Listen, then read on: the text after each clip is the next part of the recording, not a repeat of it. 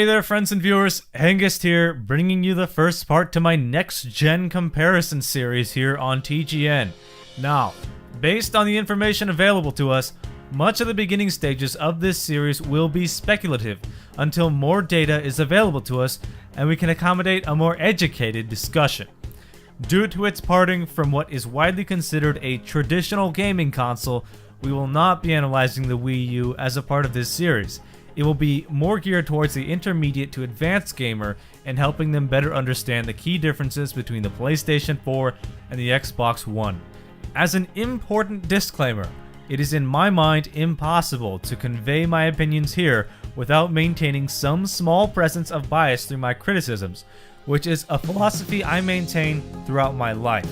With that said, I've been playing the PlayStation consoles longer due to their earlier availability, and that will most likely play a role in this series. However, I am not predisposed to the belief that the PlayStation 4 will be superior to Xbox One, as I was not aligned against the Xbox 360 during its reign. I will attempt to stay neutral in my judgment of either company's decisions with their new products. We will also be examining the history between these two products and whether or not that will play a role in how things proceed this holiday season. That will be the focus of part 1.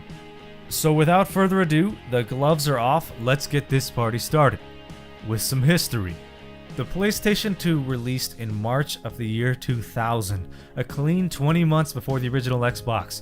Combine that time-enabled market saturation with the already established player base from the PS1, PlayStation 2 had an advantage to the extreme, despite having a significant hardware disadvantage to the Xbox, being that it released nearly 2 years afterward.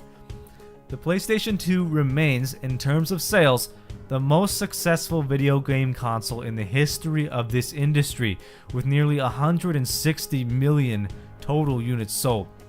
Realizing the importance of a timely release, Microsoft did their homework and planned the release of the Xbox 360 in November of 2005, an entire year before the release of the PlayStation 3.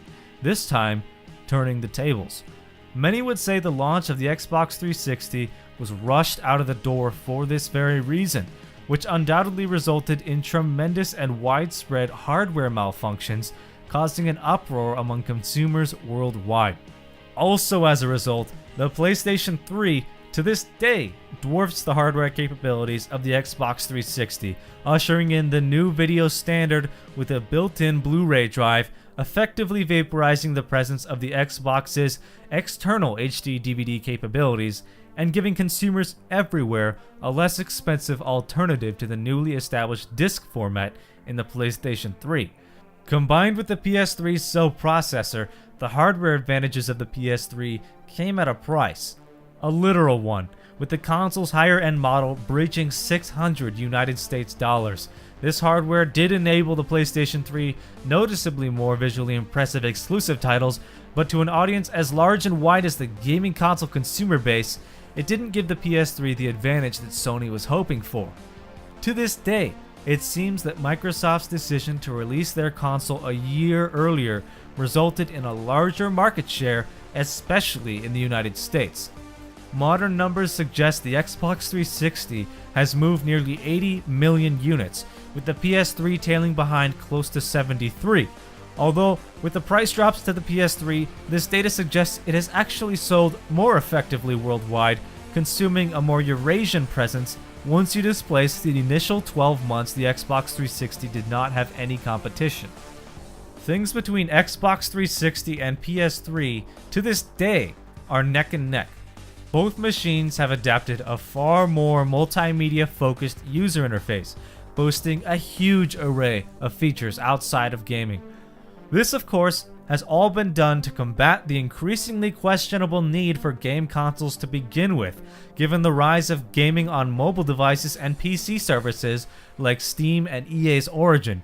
Both consoles have elevated online gaming to the norm, and have created an online marketplace where digital sales and delivery are expected, and in most cases, preferred.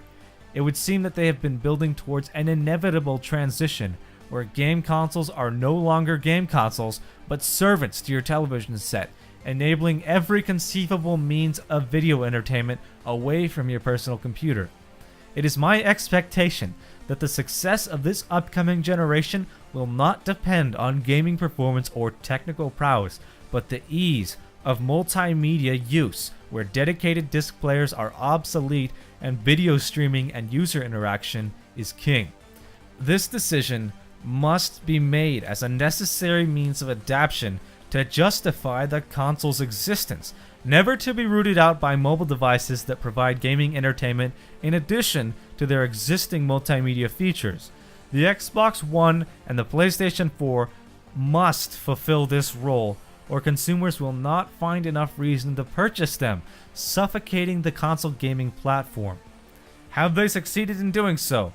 Time will tell, but I think we'll all be surprised by what these machines are capable of.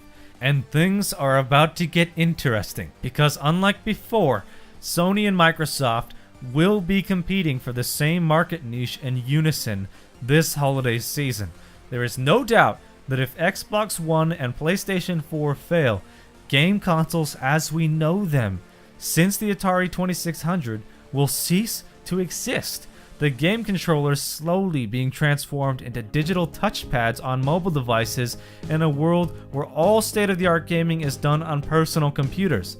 There is also a strong likelihood that one of these companies will discontinue their product before the other in this scenario, leaving only one high-performance game console on the market.